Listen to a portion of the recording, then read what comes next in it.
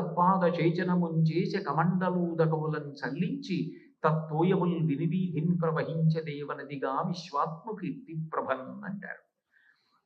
తండ్రి నారాయణుడు, ఆయన పాదం ఆకాశాన్ని కొలవడానికి పైకెడుతోంది.